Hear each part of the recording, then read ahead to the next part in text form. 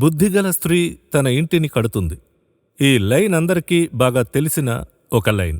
దీని వెనుక పలు రహస్యాలున్నాయి, పలు ప్రత్యక్షతలు కూడా ఉన్నాయి, పలు ప్రశ్నలు కూడా ఉన్నాయి. రండి, బ్రదర్ ఎండి జగన్ని కలుద్దాం, కొన్ని ప్రశ్నలు అడుగుదాం. బ్రదర్ జగన్, కార్యక్రమానికి స్వాగతం. దేవుని యొక్క ఇల్లు, దేవుని ఇల్లు అంటే వ్యత్యాసంగా ఉంటుంది, ఇంకా చెప్పాలంటే సంతోషంగా ఉంటుంది. అయితే అదే సమయంలో సమస్యలు వచ్చినా సంధించవచ్చు, దేవుడు నాతో ఉన్నాడు అనే ధైర్యంతో ఉండొచ్చు. బుద్ధిగల స్త్రీ ఇంటిని కట్టుకొనును అని చాలా క్లియర్గా రాయబడి ఉంది.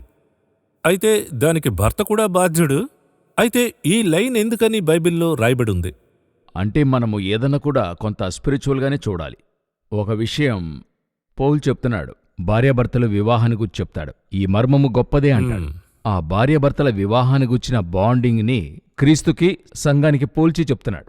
దీన్ని మనం ఎలాగ చూడాలంటే, క్రైస్ట్ అన్నది భర్త, అప్పుడు భార్య అన్నది చర్చ్ని గూర్చి చూసినట్లయితే స్త్రీని మాత్రమే కాదు, మనందరము చేర్చిందే చర్చ్. మనమే దేవుని ఆలయమై ఉన్నాం. ఒక బిల్డింగ్ కాదు, మనం దేవుని ఆలయమై ఉన్నాం. అలాగుంటున్నప్పుడు ఇప్పుడు బుద్ధిగల స్త్రీ తన ఇల్లు కడుతుంది అంటే ఏంటి అర్థం?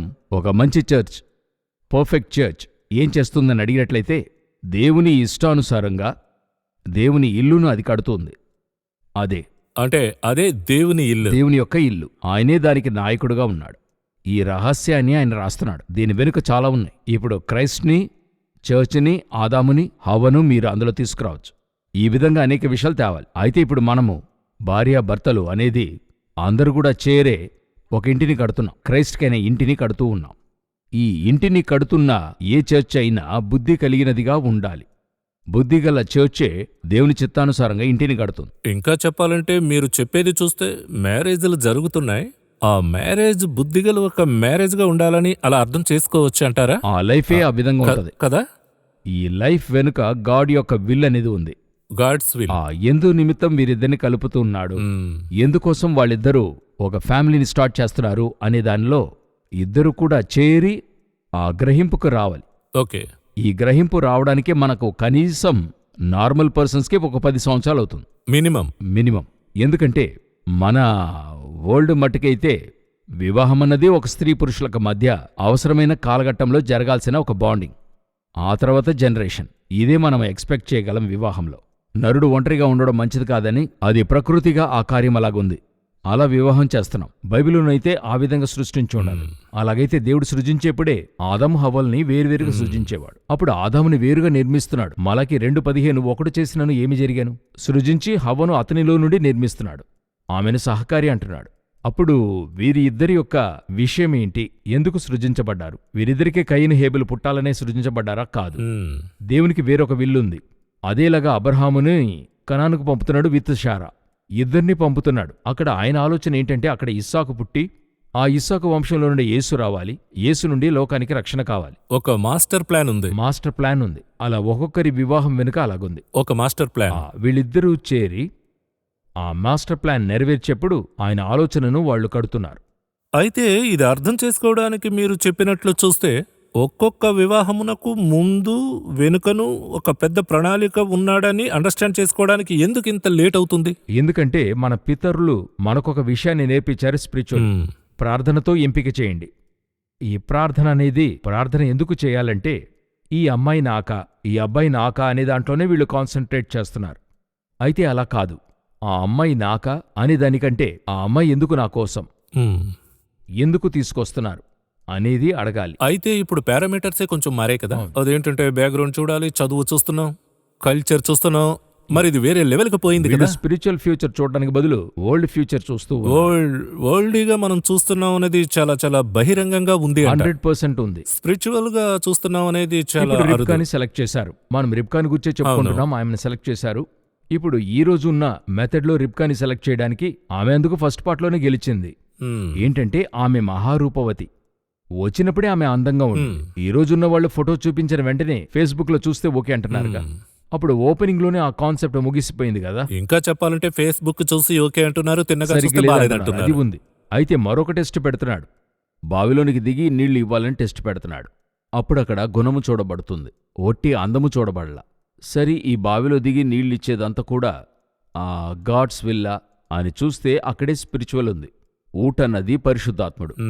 అందులో నుండి తేబడి సంఘము పరిశుద్ధాత్మ నుండి తెచ్చి అన్యజనులకు అది తెచ్చి ఇవ్వాలి. తెచ్చి ఆ దాహాన్ని తీర్చాలి. ఇది ఒక సేవకుడు చూస్తున్నాడు. అది విల్లింగా చెయ్యాలి. విల్లింగా చేయాలి. ముఖం ముడుచుకోకుండా. అవును. ఇతను ఒంటెలకు ఇస్తావా అని అడగలేదు. అక్కడ మీరు చదివితే ఎంతో బాగుంటుంది. జెనసిస్ 24:17-19 చూడగలము. ఆ సేవకుడు ఆమెను ఎదుర్కొనుటకు పరిగెత్తి, నీ కడవలో నీళ్లు కొంచెము దయచేసి నన్ను త్రాగనిమ్మని అడిగాను. అందుకామె అయ్యా త్రాగుమని చెప్పి త్వరగా తన కడవను చేతి మీదికి దించుకొని అతనికి దాహమిచ్చాను. మరియు ఆమె అతనికి దాహమిచ్చిన తరువాత ఒంటెలు త్రాగుమట్టుకు వాటికిని నీళ్లు చేదిపోయుదునని చెప్పి ఒంటెల కొరకు అడగల, తనకు మాత్రమే అడిగాడు. అయితే ఏమనుకున్నాడు? నా ఒంటెలకు ఇవ్వాలి అనుకున్నాడు. ఇదే గాడ్స్ విల్లు కనిపెట్టడం. అడగాలని మనసులో అనుకుంటున్నాడు, ఇలా చెప్పాలనుకున్నాడు. అయితే చెప్పలేదు, ఆమె చెప్పేసింది. దీన్ని బట్టే స్పిరిచువల్గా కనెక్షన్ చూడాలి. ఈరోజు ఇది మనము ఈ ఫస్ట్ పార్ట్ మహారూపోదిగా ఇది మనం అన్ని పెళ్లిల్లోనూ చూస్తున్నాం. అబ్బాయి బాగున్నాడా, అమ్మాయి బాగుందా, అది తప్పు కాదు, అది కావాలి. రెండవ పార్ట్ అక్కడుంది. అందులో ఏముంది? దిగి నీళ్లు చేది ఇస్తుందా అని చూస్తున్నాం. ఈ పార్ట్ మనం ఎదురు చూస్తున్నాం. పని చేస్తుందా బాగా, అబ్బాయి పని చేస్తున్నాడా, సంపాదిస్తున్నాడా. అయితే స్పిరిచువల్ పార్ట్ మూడవది ఉంది. నేనొకటి చెప్పలేదు, అది ఆమె చెప్తోంది. ఇదే విధంగా రిబ్కా జీవితంలో జరుగుతుంది. ఇప్పుడు లాబాను రిబ్కాను ఆశీర్వదించి పంపుతాడు. ఆశీర్వదించి అంటారు, నీవు వేలకు తల్లి వగుదుగాక. ఇదే మాటను దేవుడు అబ్రహాంతో చెప్పుంటాడు. అప్పుడు యోచించండి, ఇప్పుడు అబ్రహాం దగ్గరికెళ్ళి లాబాను ఈ విధంగా ఆశీర్వదించాడంటే ఆయనేమంటాడు? ఇదే మాటను దేవుడు నాకు చెప్పాడు. ఈ స్పిరిచువల్ బాండింగ్ అన్నది వీరిలో ఉంటూ ఉంటుంది. ఒక కన్ఫర్మేషన్. ఈ కన్ఫర్మేషన్ మనం ఈరోజు చూసేది లేదు. అలా తీసుకున్నప్పుడే అబ్రహాముతో దేవుడు చేసిన వాగ్దానము రిబ్కా ద్వారా జరిగించడం అబ్రహాముకి తెలుస్తుంది. ఇప్పుడు దేవుడు నాకిచ్చిన వాగ్దానములున్నాయి, అది వీరి ద్వారా జరిగించడం నాకెలా తెలుస్తుంది? ఒక్కొక్కరికి దేవుడిచ్చున్నాడు కదా. ఇప్పుడు మనం ఈ వివాహ బంధములో ఏం చేస్తున్నామంటే, మనం వేరొక విషయాన్నే ముఖ్యము చేసి ఉంచాం. ఈ బాండింగ్ని మనం ఎదురు చూడటమే లేదు. సరే వచ్చాడు, సమస్య లేదు, ఓకే రైట్, దేవుడు కలిపాడాను కొందాము. ఇప్పుడు నాకేంటి? స్పిరిచువల్గా ఈ బాండింగ్ వెనుకున్న దేవుని ఆలోచన ఏంటి, ఏం చేయాలని దేవుడు ఇష్టపడుతున్నాడనేది నేను దేవుని దగ్గర అడగడానికే 10 సంవత్సరాలు అవుతుంది. ఎందుకంటే నేను ఆ థాట్లోనే లేను. నాకు పెళ్ళయింది, మొదటి 2 సంవత్సరాలు సంతోషంగా ఉండాలి, తర్వాత బిడ్డలొస్తారు, వారిని పెంచాలి, వారిని చదివించాలి, వారు మంచిగా. ఇప్పుడు నా యొక్క విషయం ఏమైందంటే, ఈ సమాజంలో నా బిడ్డలు బాగా చదివి వారికి వివాహం జరిగిస్తే నా లైఫ్ సక్సెస్. సూపర్, తను కష్టపడ్డాడు, లైఫ్లో మంచిగా బిడ్డలకు పెళ్లి చేశాడు అనేటువంటిది. ఇది కాదే. ఇంకా అందులో మరొకటి చూసామంటే, కష్టపడి చదివి పిల్లలు వారు మ్యారేజ్ చేసుకుని వారు వెళ్ళిపోతారు. ఇంకా చెప్పాలంటే ఫారెన్ వెళుతున్నారు, ఇక్కడ తల్లిదండ్రులు ఒంటరిగా ఉంటున్నారు. అది కూడా మనం చూస్తున్నాం. అయితే ఇప్పుడు ఇక్కడేంటంటే స్పిరిచువల్ గా ఎందుకు అనేటువంటి కాన్సెప్ట్ మనం ఇక్కడ అడగలేదు, అది చేయనూ లేదు. అదే ఇక్కడ ఉన్నంతలో పెద్ద సమస్యగా ఉంది. అధికపక్షంగా ఆనాటి కాలంలో చూసినట్లయితే ఈ తల్లిదండ్రులకు లోబడి లేక తల్లిదండ్రులు స్పిరిచువల్గా ఉండి చాలా బాగా సెలెక్ట్ చేసి ఒక బాండింగ్తో వారు చేశారు. మాట వరుసకి ఒక నానుడిని చెప్తూ ఉంటారు, 1000 అబద్ధాలు చెప్పి ఒక పెళ్లి చేయొచ్చు అని చెప్తుంటారు కదా. ఇవి 1000 అబద్ధాలు కావు, 1000 సార్లు వెళ్ళి ఒక వివాహం చేయాలి. అదే ఇలా మారిందా? మాట తీరులో అలా మారిపోయింది. 1000 సార్లు వెళ్ళాలి ఆ ఇంటికి, ఆ అబ్బాయి ఇంటికో అమ్మాయి ఇంటికో వెళ్ళి చూడాలి. వెళ్ళి ఆయన మంచోడా, ఏం చేస్తున్నాడు, పని చేస్తున్నాడా లేక అమ్మాయి పని చేస్తుందా, ఆ అబ్బాయి సోమరిగా ఉన్నాడా, ఏం చేస్తున్నాడు, ఎన్ని గంటలకు లేస్తున్నాడు అన్ని చూస్తారు. అబ్బాయికి వర్తిస్తుంది, అమ్మాయికి కూడా అందరికీ వర్తిస్తుంది. 1000 సార్లు వెళ్ళి ఒక పెళ్లిని చేయాలి. అప్పుడు అంత పర్ఫెక్ట్ గా చూసేవాళ్ళు. ఇప్పుడు 1000 సార్లు కాదు, ఒకసారి చూస్తున్నారు. ఇప్పుడు స్టేట్మెంటే మారిపోయింది. ఆ స్టేట్మెంటే మారింది. ఇప్పుడు ఆ స్టేట్మెంటే కరెక్ట్ గా ఉంది. ఫేస్బుక్ లో 1000 అబద్ధాలు చెప్తున్నారు. అతను కాలిఫోర్నియాలో ఉన్నాడంటారు, ఇక్కడ చూస్తే అమీర్పేటలోనే ఉంటాడు, అలాగే చెప్తున్నారు. సో ఈ విధంగా ఆ మెథడే మారిపోయింది. సో అది మారిన పరిణామం ఏంటి? నా స్పిరిచువల్ థాట్, నేనెందుకు చేర్చబడ్డాను, నేనేం చేయాలి, మా ఇద్దరిని ఎందుకు దేవుడు కలిపాడు, ఈ థాటే పోయింది. అదే ప్రాబ్లం అంతా. తిరిగి మనం రెబేకా వద్దకు వద్దాం. రెబేకా ఐసాక్ను గురించి ఒక మోడల్ గా జనరల్ గా చదువుతున్నాం. అయితే వీరు రోల్ మోడల్ గా పలు విషయాలు కలిగి ఉన్నారు. మనం ఒక విషయం గమనిస్తే అబ్రహామును ఒక పెద్ద క్యారెక్టర్ గా చూస్తాం, మోసెస్ ని చూస్తున్నాం, ఐసాక్ కూడా ఒక మిక్కిలి గొప్ప క్యారెక్టర్. అయితే ఇక్కడ రెబేకా వచ్చిన విధమే ఒక డీప్ స్పిరిచువల్ థాట్ గా ఉంది. ఇప్పుడు మనం రెబేకా వద్దకు వద్దాం. మొదటి ఆలోచన వద్దకే మనం వద్దాం. ఒక గుణవంతురాలైన స్త్రీ తన ఇంటిని కట్టుకొనును. అప్పుడు ఈ రెబేకాకి వెనుకున్న స్పిరిచువల్ యాంగిల్ తన ఇంటిని ఎలా కడుతున్నారు? ఇప్పుడు జెనసిస్ 24లోనే దీన్ని మనం చూస్తూ ఉన్నాం కదా. అవును అవును జెనసిస్ 24లో రిబ్కా దగ్గర ఉన్న మరొక క్వాలిటీ. ముందుగా రెండు ముఖ్యమైన క్వాలిటీస్ చూసాం. ఒకటి ఆమె ఇంటి వారికి వెళ్లి చెప్పడం చూస్తున్నాం, ఇంకొకటి డెసిషన్ మేకింగ్, అంటే అమ్మాయి దగ్గర వారు అడిగే డెసిషన్ అనేది ఇది చూస్తున్నాం. అక్కడే ప్రారంభమైంది బైబిల్లో. అవును, బైబిల్లో అక్కడే ఆరంభమైంది. అమ్మాయి సమాజ దగ్గర నీతి. అడుగుతున్నారు. అవును, సమాజ నీతి. ఇంకొకటి వివాహాల్లో మనం అది క్రిస్టియన్ మ్యారేజెస్ లో ఫాలో చేస్తున్నాం. ఏం ఫాలో చేస్తున్నాం? ప్రతిజ్ఞ చేయడం అనేది ఉందిగా, అబ్బాయి వద్ద ఇద్దరి అమ్మాయి దగ్గర వద్ద. తీసుకుంటున్నాం కదా. తనతో వివాహం కావడం సమ్మతమా అని అడుగుతున్నాం కదా, అదొక ప్రమాణమే కదా. అప్పుడు రిబ్కా దగ్గర అడిగినట్టు ఈరోజు అన్ని వివాహాల్లోనూ అడగబడుతుంది. అదిను అందులో అక్కడొచ్చి నీకొద్దంటే ఇప్పుడు చెప్పు అని లాస్ట్ ఛాన్స్ కూడా ఇస్తున్నా. నీకు లాస్ట్ ఛాన్స్ ఇస్తాను, నువ్వు వద్దంటావా? అలా వద్దన్న అమ్మాయిలు కూడా ఉన్నారు. లేదు తల్లిదండ్రుల ఫోర్స్తో చేసుకుంటున్నా నాకు వద్దని చెప్పేవాళ్ళు కూడా ఉన్నారు. సో ఆ విధంగా ఆ రిబ్కాకి ఇవ్వబడినటువంటి హక్కు ఈరోజు క్రైస్తవ్యములో ఆదికాలం నుండి స్త్రీలకు ఇవ్వబడుతూ ఉంది. సో ఇక్కడ ఒక విషయం ఏంటని చూస్తే రిబ్కాను గురించి బైబిల్ చెప్తుంది. 67వ వచనము చివరిది 24-67. ఇస్సాకు తల్లి అయిన శారా గుడారంలోనికి ఆమెను తీసుకుని పోయాను, అట్లు అతడు రిబ్కాను పరిగ్రహింపగా ఆమె అతనికి భార్య అయ్యెను. అతడు ఆమెను ప్రేమించెను. అప్పుడు ఇస్సాకు తన తల్లి విషయమై దుఃఖ నివారణ పొందాను. ఒక్క వాక్యములో ఈరోజు మనం నేర్చుకోవాల్సిన అనేక పాఠాలున్నాయి. అదేం పాఠమని చూసినట్లయితే, ఇప్పుడు సాధారణంగా చూసినట్లయితే ఈరోజు మనమందరం ప్రేమించి భార్యగా చేసుకుంటున్నాం, అవునా? ఒకరిని ప్రేమించి వివాహం చేసుకునే కదా భార్యగా చేసుకుంటున్నారు. ప్రేమించిన తర్వాత కదా వివాహం చేసుకుని భర్తగా చేసుకుంటున్నారు. ఇక్కడ వాక్యం చక్కగా ఉంటుంది. ఆమె అతనికి భార్య అయ్యెను, అతడు ఆమెను ప్రేమించాను. అప్పుడు పర్ఫెక్ట్గా వాక్యం ఏం చెప్తుంది? లవ్ చేసి పెళ్లి కావడం కాదు, వివాహమై ప్రేమించడం. అదే ఇక్కడ వాక్యానుసారంగా పర్ఫెక్ట్గా ఉంది. సో తర్వాత అతి ముఖ్యమైనది ఏంటంటే, 2 పాయింట్లు మనం అందులో ముఖ్యంగా చూస్తున్నాం.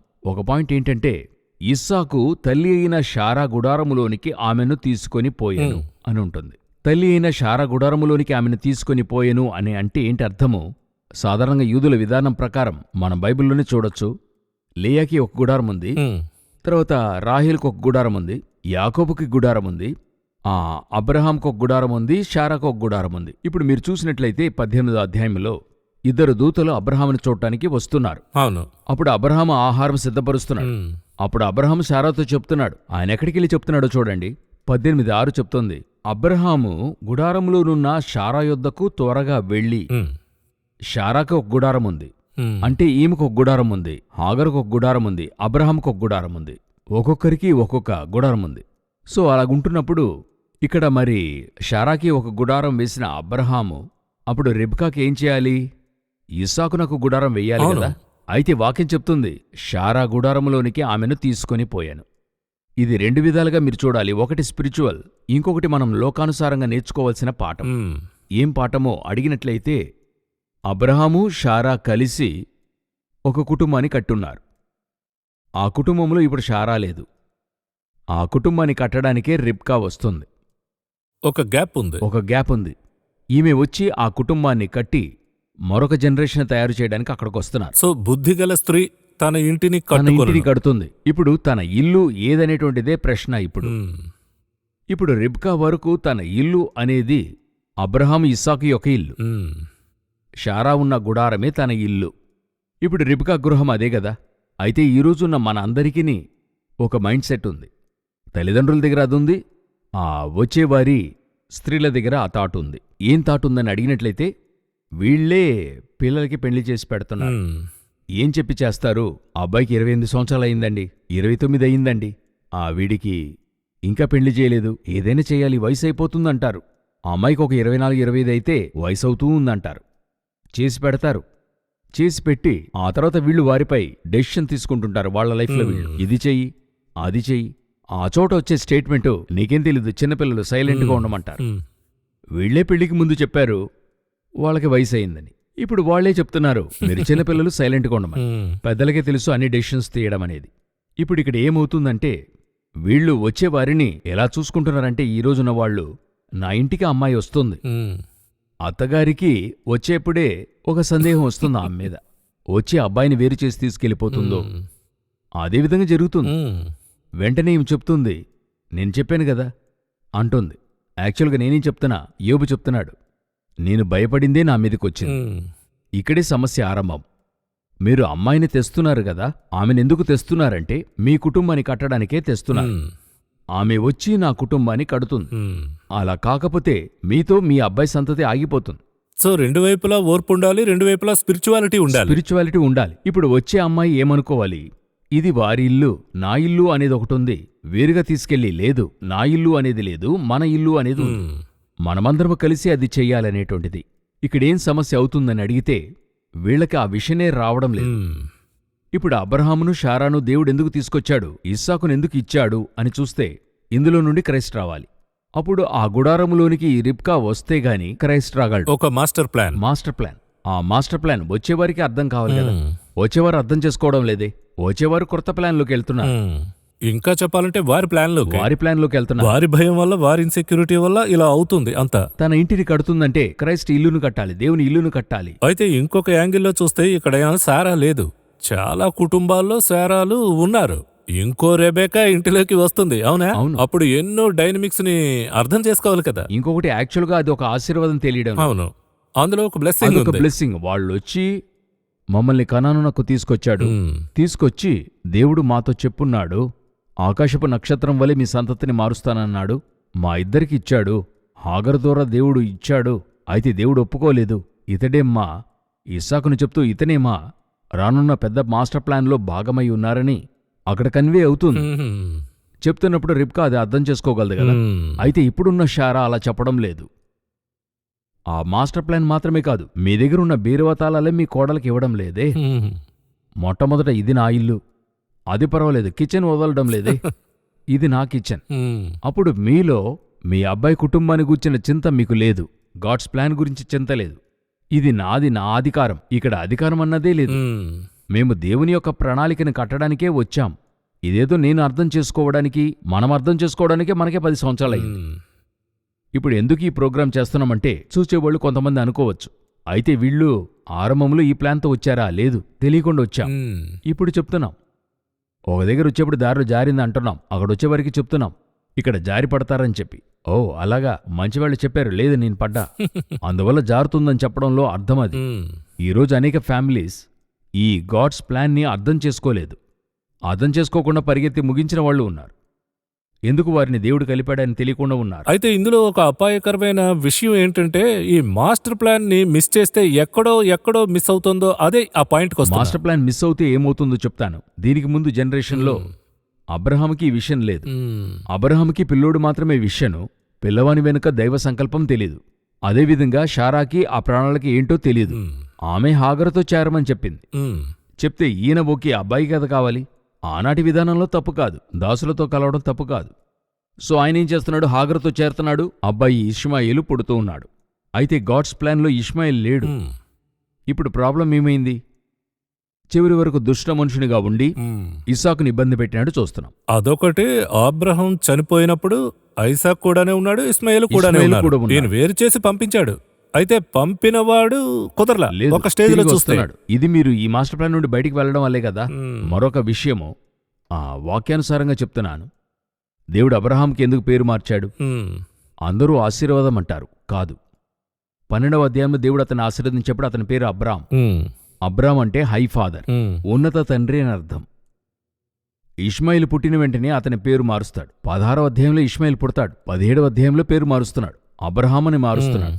ఎందుకు అబ్రహాముని మారుస్తున్నాడు అని అడిగితే, జనములకు తండ్రి. ఇప్పుడు అనేక ట్రైబ్స్కి నాయకుడయ్యా.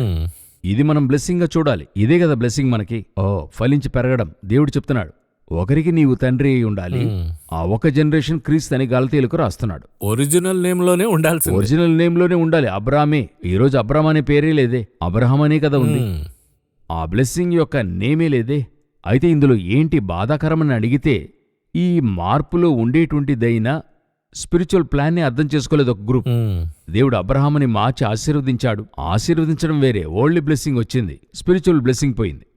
ఇదే నేనొచ్చి గాడ్ యొక్క ఆ ప్రణాళికను అర్థం చేసుకోకుండా పోతున్నప్పుడు నాకు ఓల్డ్ బ్లెస్సింగ్ దొరుకుతుంది. అయితే నా యొక్క ఆ మాస్టర్ ప్లాన్ నుండి తప్పిపోతాను, మిస్ అవుతుంది. ఇప్పుడు లోనుకొచ్చే ఏ రిబ్కాను ఒకటి తెలుసుకోవాలి, దేవుడు నన్ను ఎందుకు ఈ గుడారానికి తెచ్చాడు, ఎందుకు ఈ గృహానికి తీసుకొచ్చాడు, దేవుని ఉద్దేశం ఏంటి. ఇదే ఉన్నంతలో మనం తెలుసుకోవాల్సిన ఇంపార్టెంట్ అయిన విషయం. ఇందులో గమనిస్తే ప్రేక్షకులు చాలా మంది పేరెంట్స్ ఉన్నారు. వారికి ఇది కొంతమంది ప్రేక్షకులైతే సరే నా పిల్లలకి ఇకపై వివాహం చూడబోతున్నాం అర్థమైందని చెప్పేవారు ఉన్నారు. అయితే ఇంకొక మేజర్ ప్రేక్షకుడైతే బ్రదర్ మీరు చెప్పేది అర్థమైంది. అయితే నాకు పెళ్ళై 10 సంవత్సరాలైంది, 20 ఏళ్ళు అయింది. ఇప్పుడు నేనేం చేయాలి అనే వారికి మనం ఎలా కోరలేట్ చేయాలి? ఇప్పుడు కూడా ఏం చెడిపోలేదు. నేను ఎప్పుడు చెప్తాను అదే గుడ్ న్యూస్. అదే గుడ్ న్యూస్. ఏంటి సమస్య అంటే అదే శుభవార్త. ఏ స్థలంలోకి వచ్చినా అది సరిచేయడం దేవుని వల్ల అవుతుంది. నాకు దేవుడు చెప్పించింది ఆ మ్యాన్ వచ్చి మేడప్ ఆఫ్ మిస్టేక్స్. మనము తప్పిదములతోనే తయారవుతున్నాం. అనేక తప్పులు మనం లైఫ్లో చేస్తున్నాం. We are not perfect one. క్రైస్టే పర్ఫెక్ట్ వన్. అనేక మిస్టేక్స్ మన లైఫ్లో ఉన్నాయి.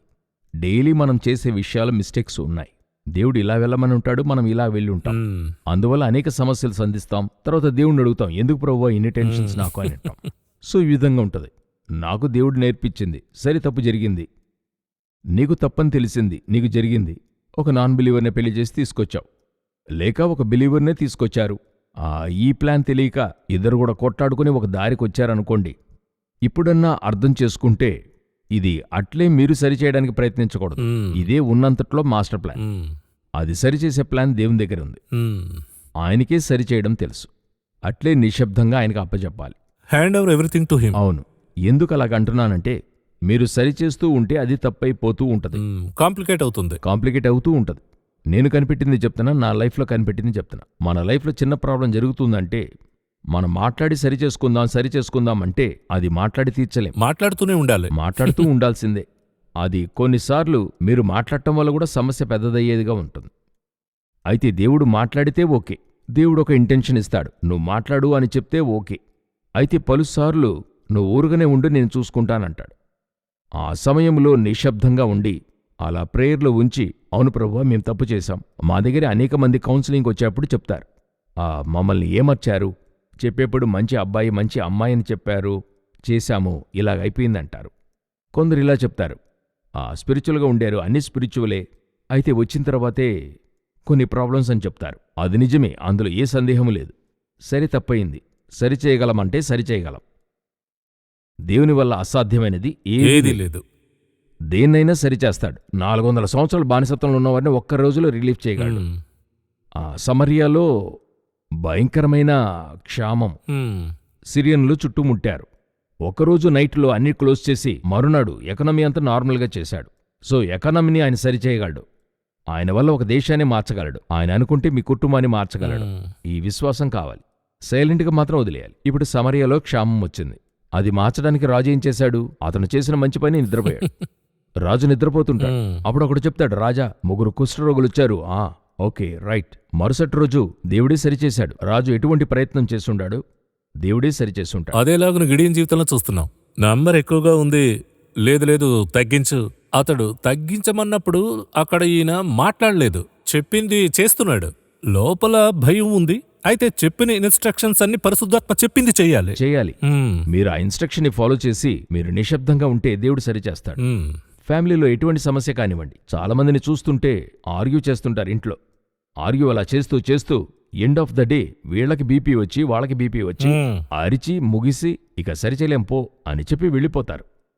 ఇది సరికాదు. అయితే దేవుడు సరిచేయగలడు. ఎవరినైనా దేవుడు మార్చగలడు.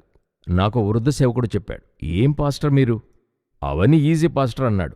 ఏం చెప్తున్నారన్నా, మానవ హృదయాన్ని స్విచ్ తిప్పినట్టు దేవుడు తిప్పేస్తాడు. ఈ ఫేస్, కరెంట్ ఫేస్ తిప్పుతాం చూడండి, అలా తిప్పుతాడట. అది చూస్తే బైబిల్లో అలాగే ఉంది. ఫరో హృదయాన్ని కఠినపరిచాడు.